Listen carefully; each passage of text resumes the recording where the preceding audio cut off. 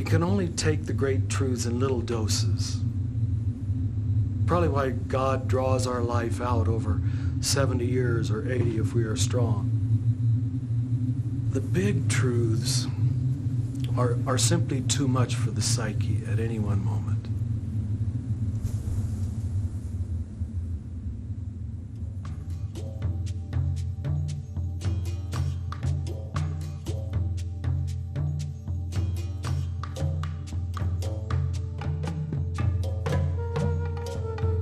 It sometimes surprises people that Jesus would be considered in any way subversive, because we've made him so much the founder of our saved religion that we think of him very much as an establishment man.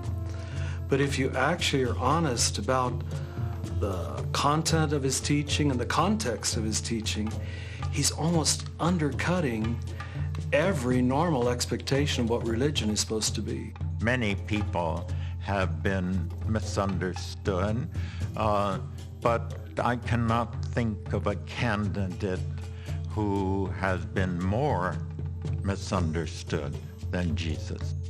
I think that everybody who responds to Jesus in one way or another thinks that there's something that makes him captivating, that explains why he's had such a hold on people. And I think that one thing, whatever it is different for almost everybody. What's happening right now in human history is that perhaps for the first time on a major level, many people seem ready to understand how utterly revolutionary the mind of Jesus was and the teaching of Jesus was. I am persuaded and convinced that the more we understand his message, what he was trying to get at, it is indeed the case that we just can't imagine virtue, compassion in these proportions. The reason I like to speak of the Jesus movement is that is always the freshest and most alive stage of a spiritual process. Everything begins with a single individual having a vision, taking a risk, calling us out of our comfort zones. I think Jesus operates in history almost as a divine lure, pulling our humanity out of ourselves, pulling us forward, attracting us, seducing us, if you will, into an ever more attractive humanity.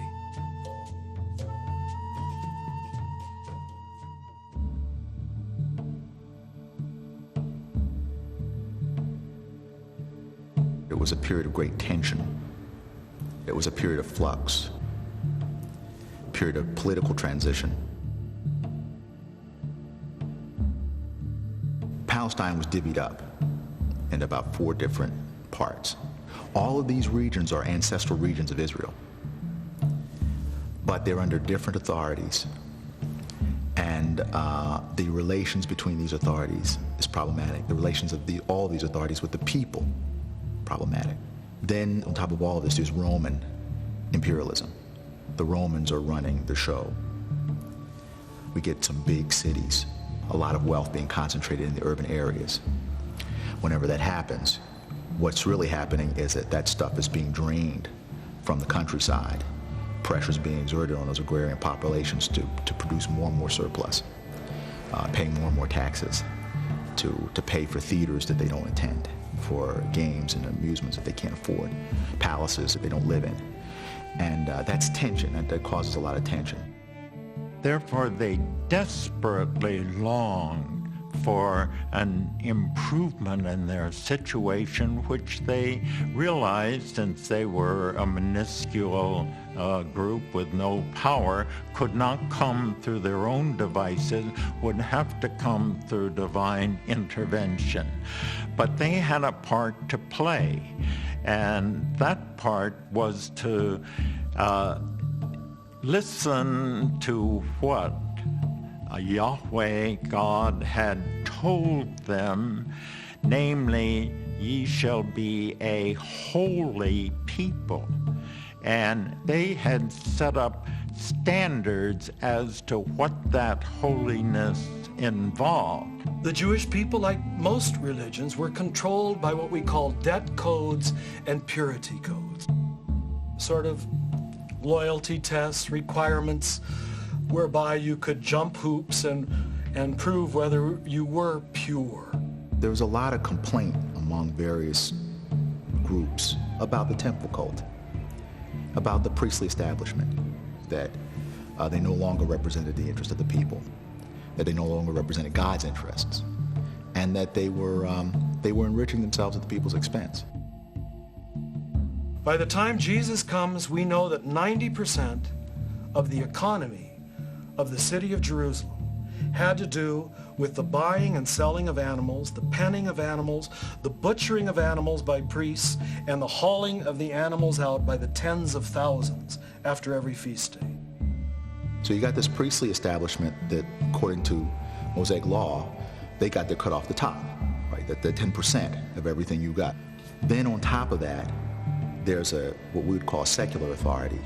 And then on top of that, there's imperial authority. None of those tiers of government are interested in doing anything but taking things from people. There were many people in Israel that were looking for a way out. They were looking for God to do something. And then Jesus comes.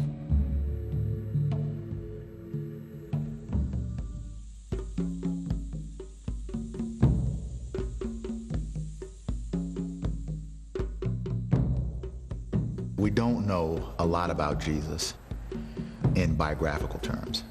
If you wanted to write a biography of Jesus, you'd want to know something about his upbringing, where he grew up, where he went to school, what he studied, how he got his journeyman's license to be a prophet. We know nothing about that. He wrote nothing, a word or two in the sand, which isn't even recorded. There are no physical descriptions of his appearance. We don't know his degree of education, but he is not a priest, he's not a Levite, he's not a part of the establishment religious class. He does not do most of his teaching inside synagogue or temple. We know a little about his public career, which maybe lasted about 3 years, give or take. And it's that 3-year slice of his life that has had the extraordinary impact on Western civilization and, just by extension, all of history. It's pretty remarkable. It suggests that the quality of what he did and the effect that it had on people was really what was so memorable. We speak of people as charismatic. There are certain people who, just when they step in the room, why a new electricity goes on and people turn to them. Great artists, great politicians have some of that quality, but those are only the foothills, the approximation. But in the case of Jesus, you put a jack under charisma and you just keep on going. I think the reason Jesus was so attractive to people is because he was such a whole and attractive human being. Now, if we look at the images of Jesus, the pictures even of Jesus in human history from different cultures, we see that we were trying to present him, of course, very much as a spiritual teacher. One of the reasons I think I became a Franciscan, a follower of St. Francis, is because what Francis loved was the humanity of Jesus. And that always attracts people. True human beings attract human beings. You can't resist them. You want to be around them because there's something so rich and real about them that you want them to rub off on you. He would see a fisherman and say, come on, you've got something more in you than catching fish. And they drop everything and just cut their ties and go with him. And it carries over into the masses. Crowds so great that he can't press through them, and they will stay 3 days and 3 nights. I think the reason people followed Jesus so desperately is he exemplified a humanity that was rich and deep and seductive. He doesn't go around calling himself God, but we quickly pedestalized him, put him up as a God figure, and lost what was the primary lure or attraction, which was that he was the quintessential human being.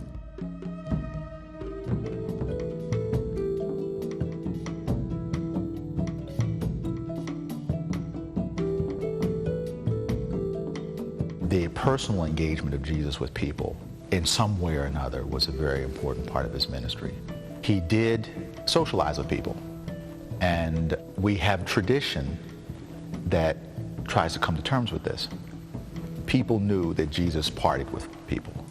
And even today, to say it in those terms, some may find objectionable. I don't mean any disrespect.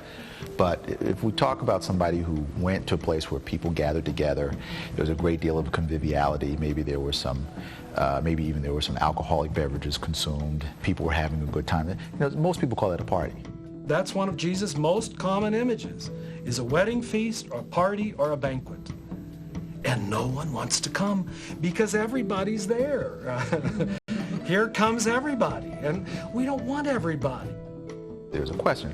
Why do you hang out with these people? Why do you party with these people? Why do you do that? Why do we always see you hanging out with these undesirables? I mean, why are you, I don't know, why are you always at the bar? That kind of thing. And the response is, well, the doctor doesn't go to the people who are well, he goes to the people who are sick.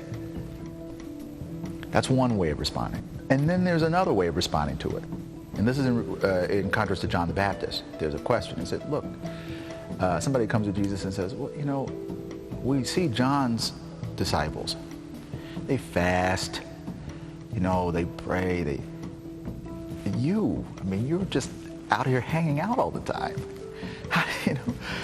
What's wrong with you? And he says, you guys, you lie. If I lie on one side, I'm cursed. If I lie on the other side, I'm cursed. So when John the Baptist came, he didn't drink anything. He was a teetotaler. He was a straight up kind of guy. He was ascetic, and you said that he had some kind of mental problem. I come eating and drinking, doing what he didn't do. And now you have a problem with me. What do you want? So the question was important. And the question was, how come this guy did so much hanging out?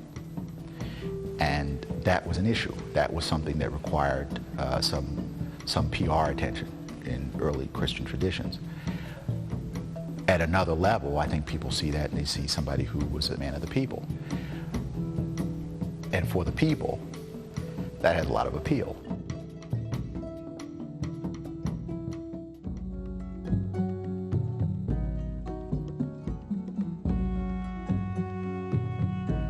It is a very remarkable fact. The presence of women in Jesus' life, even though he was not married. And I think that one of the virtues of the feminist movement in our time is to point that out, even to Jesus scholars. Of course, they read the words all the time, but they never lifted it out. Women were involved, and the traditions are very clear about it. Certain social habits that Jesus had were embarrassing, I think, to later people, to later Christians. Socializing with socially undesirable people. The Gospel of Luke is very clear. At one point, it says that Jesus was traveling with these women and that they were supporting him. So there's a very strong memory of women being involved in the movement, as it were, and bankrolling it to some extent. I think everybody knows this. Maybe not everybody is all choked up about it, but everybody knows it. Probably the most striking example of that that is this figure, Mary Magdalene. Now, I know we Christians all assume that she was a prostitute. It really never says that. Of course, there are different Marys mentioned, but it mentions a woman who had 7 demons. We just assume, of course, the demon was lust. It never says that at all. But the interesting thing about this woman, Mary Magdalene, is that she is the first one that Jesus appears to after the resurrection, which clearly means she had some significant meaning in his life. She believes, and she becomes the messenger to the messengers. She has to convince the 12 apostles that Jesus has risen. And we now have evidence in the first 1,000 years of Christianity, she was recognized as an apostle, even the first of the apostles, because she believed in the resurrection, first of all, before they did. That gives us a new bead, a new light on who Jesus was, and it has enormous implications in terms of our efforts, which we're now at least trying to make, to release women from the subordinate position that they have had throughout history. There's a fit there. There's a very, very tight and compelling fit there that brought women in, that brought other people in. And they came in, they found a place, and they stayed.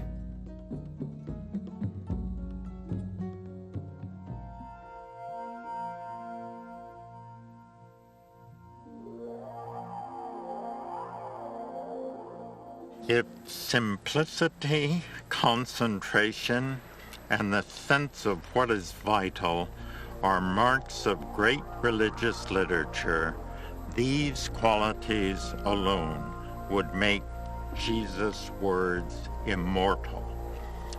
But this is just the beginning. Their passionate quality has led one poet to coin a special word for Jesus' language, calling it gigantesque. Jesus didn't defer a lot to the authority of the fathers or those who've come before him. His lectures were without footnotes. He didn't quote a lot of people. He spoke with authority and not like the other teachers. Most historic cultures insist that you quote previous authorities to give yourself authority. They never allowed people the genius of trusting their own experience. He wasn't quoting what the Torah said. It was as if he were seeing the truth and becoming transparent to it, so it was simply that truth that just came through him to others. Jesus, again, was a man born out of due time, that not only did he trust his own experience, but he gave other people the permission to share and to trust and to live out of their own experience. It's the difference between first-hand and second-hand knowledge. The Sufis have a phrase, there are 3 ways you can know about fire. The first is hearing about it. The second is seeing it. And the third is being burned by it. 3 degrees of familiarity. That's how the disciples and others heard Jesus.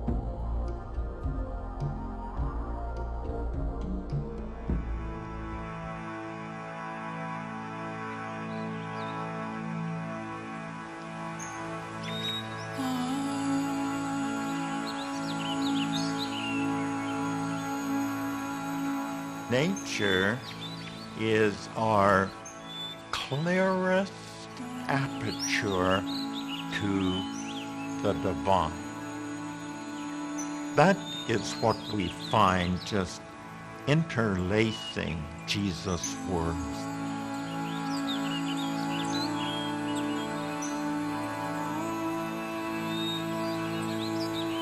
Jesus had a reputation for responding to people verbally in several ways. One was to use a metaphor or an image from lived reality, from the kitchen, from housework, from farm work, from fishing.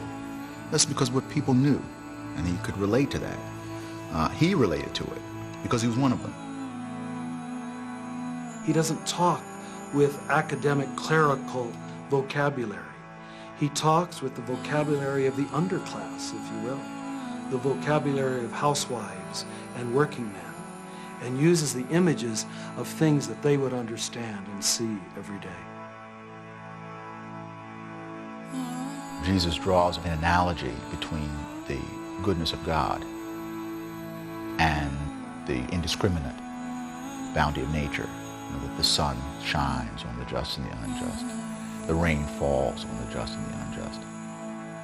In his teaching about anxiety, he says, don't worry about anything, because God will take care of you.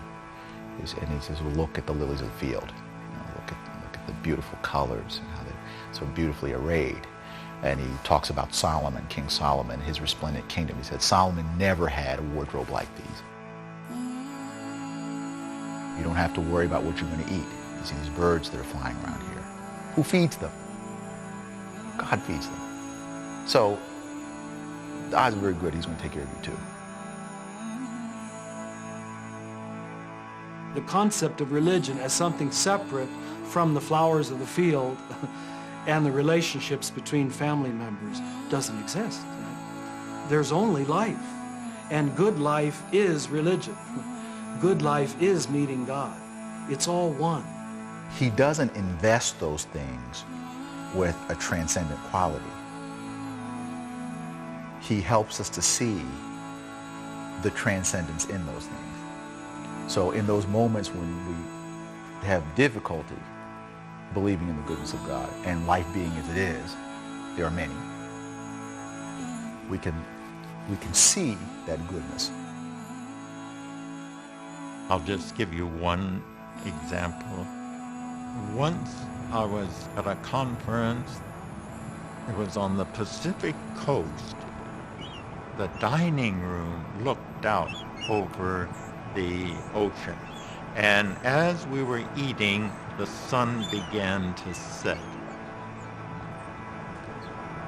As it disappeared more and more over the horizon, why, the conversation stopped.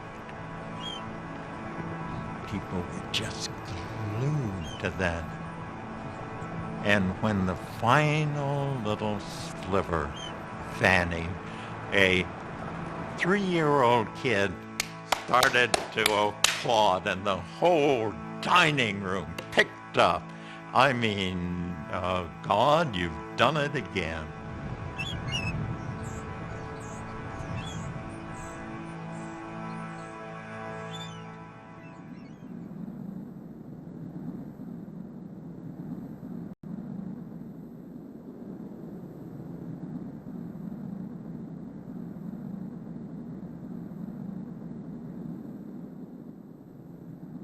The desert is a place where people don't congregate.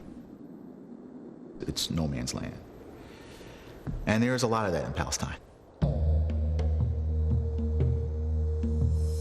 There's a tradition in Israel of prophets coming from the desert or going to the desert, or people coming from or going to the desert.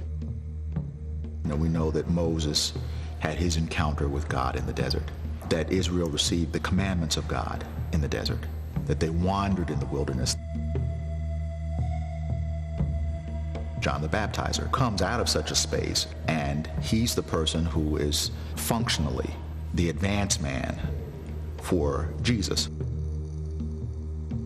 In his mode of dress, his diet, the locusts and wild honey, the camel's hair coat, all this stuff signifies that he is a marginal figure.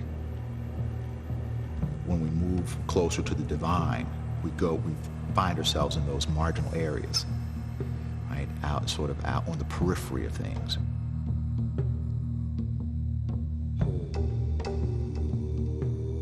Jesus' journey into the desert would be his, what I would call in my language, his classic initiation rite. Leaving the world of business as usual. Leaving ordinary structures of role, identity, comfort, security, the usual self-image that you dress yourself up with means nothing out there. It's a liminal place. And in any liminal place, good things happen and not so good things happen. But whatever happens, it's important, it's big. Liminal space. Limina in Latin means the threshold, where you've left one room, but you haven't entered the next room yet. You're in between. Now that is the unique space in which all transformation happens. As the Tao Te Ching puts it, muddy water let stand will clear. The mud will go to the bottom and we can live in a clear ambient. But we are so harassed by the impingement, no, that's too weak, the avalanche of distractions and demands and duties, many of which we impose on ourselves, that there's no time to know thyself. We're letting everything mirror us moment by moment by moment. If you never break that addiction to the hall of mirrors, the revolving hall of mirrors of identity and role and persona and prestige and possessions, after 30 years, you basically don't have a clue. You really don't. You don't have a clue who you are. That's why all spiritual disciplines are about some form of understimulation, some form of letting go. All great spirituality is about letting go. What one ultimately lets go of is the ego, this clamorous ego with its demands. Aldous Huxley once said that the supreme test of life is to overcome the fundamental human disability of egoism, putting ourselves above everybody else. That's why all the great spiritual teachers are always sending you into solitude, into the desert, into the belly of the whale like Jonah, into the place of darkness where you can't fix it, where you can't control it, where you can't even understand it, and then God spits you up on a new shore. So the prophet spit up on the new shore, knowing something forever that he didn't know and would not know had he not been eaten by the whale. I think Jesus is saying that there's something you know when you've gone through that. Something wonderful always happens because finally you can't sustain yourself anymore and you have to find out what it is that really sustains you. You meet somebody. I think that's what happened to Jesus. If you remember, the only message he comes out of the desert with is, I'm a beloved son. It's a safe universe.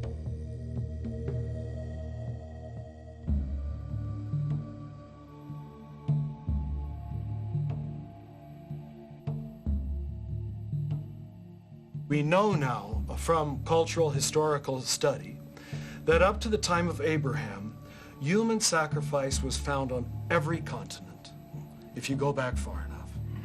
That human beings felt God was basically dangerous, toxic, someone to be afraid of.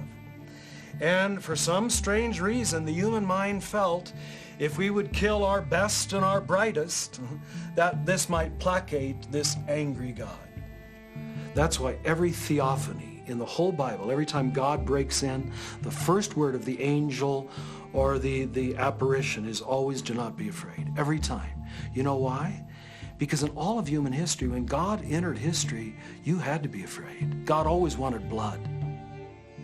And this becomes a great turnaround in Jesus. It's always, don't be afraid. In Jesus, God was making an appeal to assure people who had real doubts about the love and care of God and had really good reasons to doubt the love and care of God and how worthy they might be or deserving they might be of that love and care, that was not a problem, that was not the issue, that God's love and care was very real.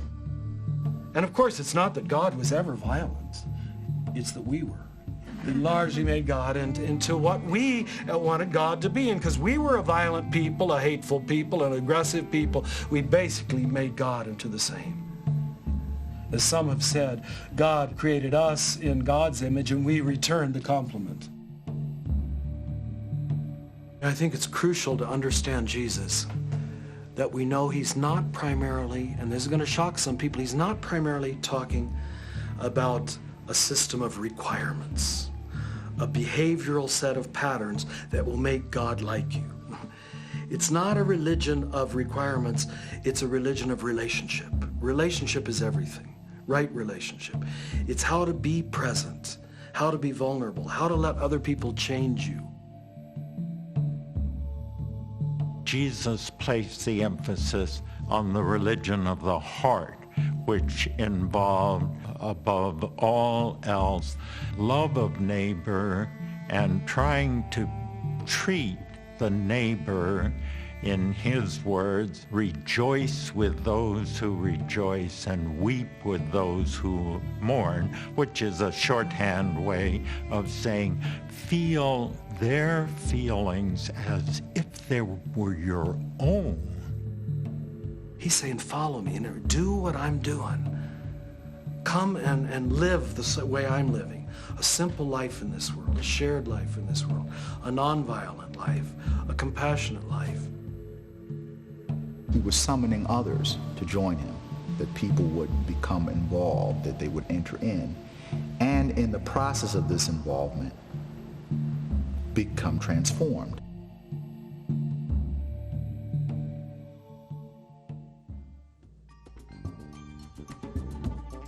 The project demands attention immediately. And if you're going to get with this program, you got to get with it right now.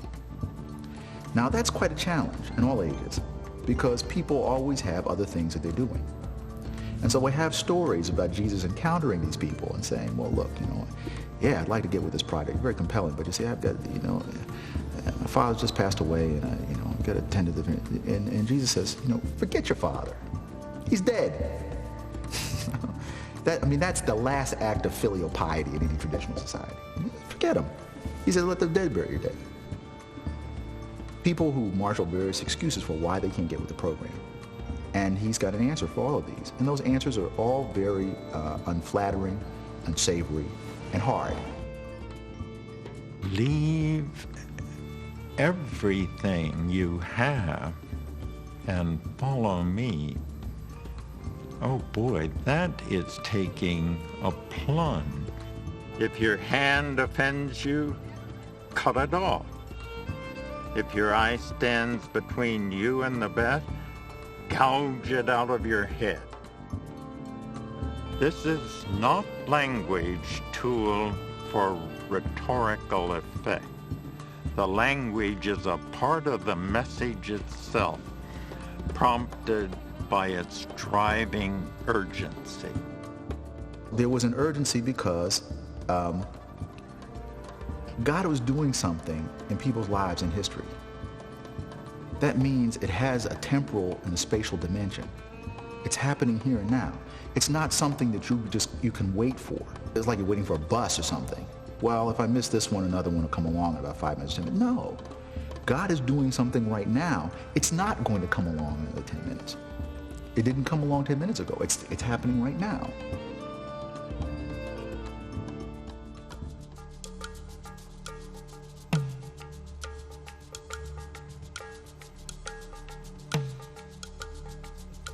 People who don't accept things the way they are and have an alternative vision always constitute a danger for the status quo. Jesus was an organizer. He affected people. He changed people's lives. People did other things and thought in other ways because of what he did and said. And I'm convinced this is what got Jesus into trouble. When you've got a bunch of people who are basically running the show, they are responsible for the historical project of the moment. You can only have one of those to a moment.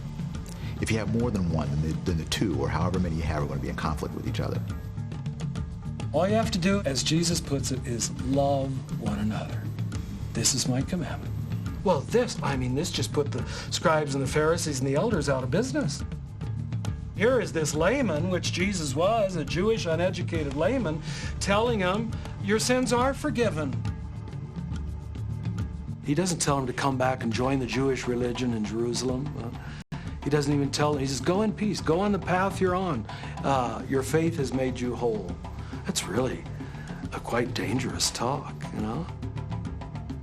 When he was asked about the authority in which he did certain things, he said he did. He got it straight from the top. And he talked about God as his father. If you consider kind of the traditional metaphor of the father-son relationship, it has a kind of homespun quality about it. At the same time, it is implicitly subversive. It has a kind of a very sharp theological edge to it. So that if you're in the habit of quoting the great sages, or of talking about this particular tradition or that particular tradition, then someone comes along and says, well, you know, I've got it from God that it's this way. That's quite a trump. With a trump that powerful, the response has to be at a very high level.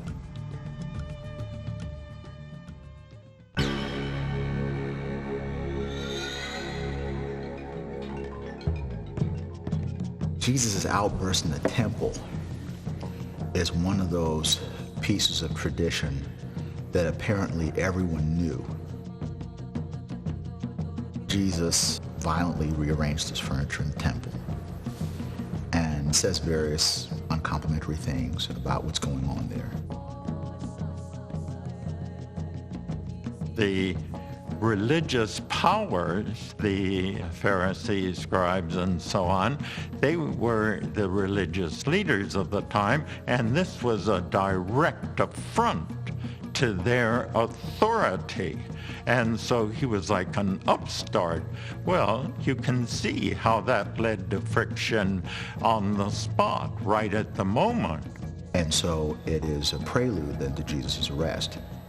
And so this is the engine that drove the temple establishment to finally come against him. There's been a big debate historically about whether Jesus was a revolutionary or not. Was he really revolutionary? Did he really constitute a threat to the Roman state? Or wasn't he just a preacher of righteousness? And did he have a political program? If so, was it an insurgent one? Wasn't it a big mistake? Maybe he was executed for it. I don't think it was a mistake. I think the Romans knew exactly what they were doing. They discerned the presence of a troublemaker who was sending some kind of social shockwave across his neighborhood. The Romans didn't care why. They didn't care what kind of God he worshipped. They didn't care what kind of traditions he was trying to reactivate. All they knew is he was talking about a kingdom that wasn't theirs. And you only get one kingdom to a customer. So he had to go.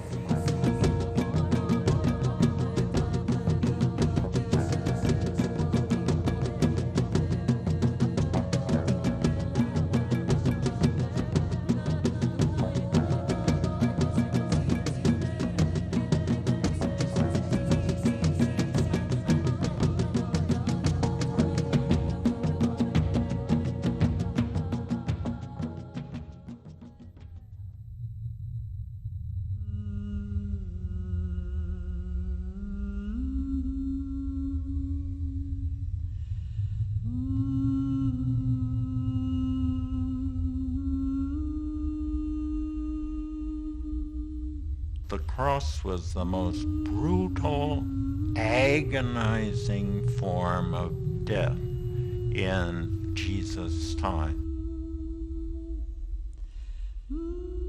We don't know who invented this form of torture. But even if the Romans didn't invent it, once they got it, they refined it. It was just one specimen of their technical expertise. They were good at things like that. You know, building roads, organizing armies, executing people. It was the most horrible death you could die in antiquity. It was horrible not only because it was painful, it was excruciatingly painful, but because it was public. It was an act of degradation. This was not just a way of executing a criminal. This was a way of terrorizing a population. Such people were public spectacles. They were afforded no grace or mercy, executed naked, usually, then just left to die in the sun. This was the death that Jesus suffered because of the sentence that was declared. He was convicted as a criminal for acts against the Roman state. Whenever you try to build a bridge between two sides, I always say they'll walk on you from both sides. You'll be misunderstood by both sides. You're not in either group. That's the naked position of Jesus. Jesus was killed on the collision of opposites. He was crucified on the coincidence of opposites, that he hangs there wherever oppositional energy comes together, of this group and that group. It's no accident, even in the image of his crucifixion, that he hangs between heaven and earth, between a good thief and a bad thief, divine and human, holding together the ultimate opposites that name our soul. And he gives his life to reconcile the two sides. So, the body's broken. He's humiliated to death. When it happened, it was such a disastrous finish to what was such a glorious beginning that no hope, no human hope could sustain it. And so everyone's heart was broken.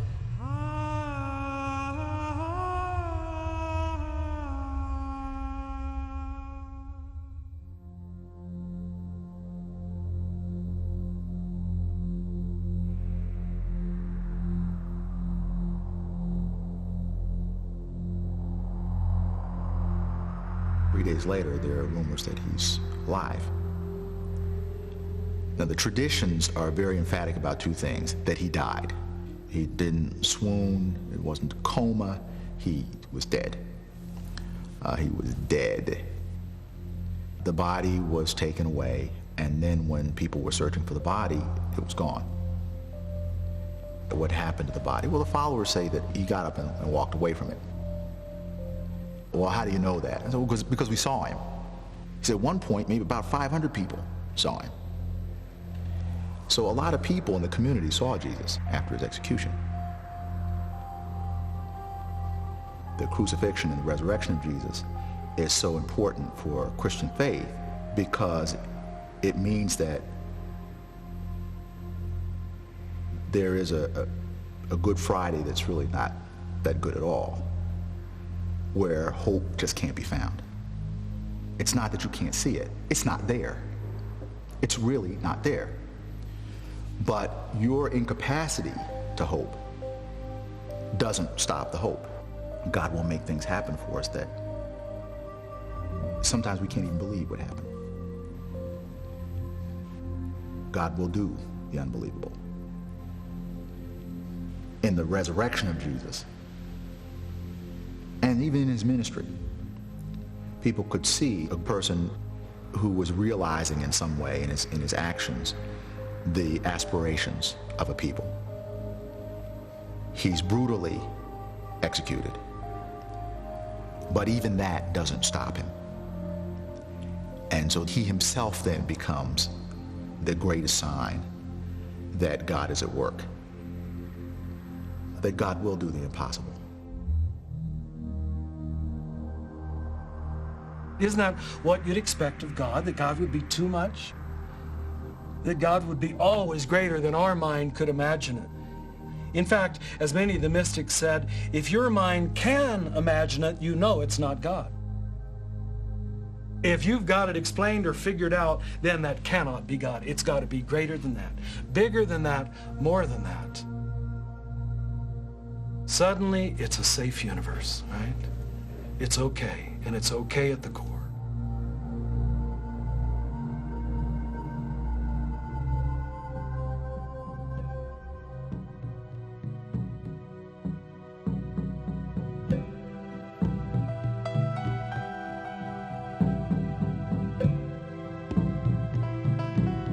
Jesus' mystery starts with this one man getting it right. And I think if we had read Jesus as, here's what it means to be human, instead of, here's the way to get to heaven, we would have had a much less contentious Christianity, a much less ideological, heady Christianity, arguing about who's right and who's going to heaven and who's got the right answers to the divine SAT test. You know, I mean, it's basically a waste of time. One of the things that constantly revives the tradition is a return to Jesus, and I think that's why we have such interest in Jesus. In a way, among other things, he's a touchstone for the authenticity of the tradition. And his words carry an inherent critique of the tradition itself. His words constantly keep the tradition honest. He never needs to present an image of himself as right or perfect. It's just, this is what I know. This is what I have to stand for, because this is what I've experienced. Most human beings are not academics. They're not educated. All most of us have is our own experience. And so this is a great liberation that we finally have a God figure who says that we can trust our own experience. I'm convinced that that's really what it means to carry the cross, to carry the burden of your own experience, even if it might be wrong. That's the cross, because you're never sure that you're right.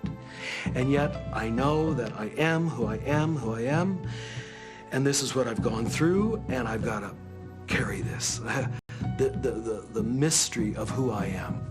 I think he is saying I am willing to bear the burden of my own reality, wherever it leads me. Never sure that it's right. That's why it's called faith, and why faith is so rare, and why Jesus said, when the Son of Man returns, will he find any faith on earth? I think Jesus really had doubts. Religion is common. It's on every street corner. Faith is very rare.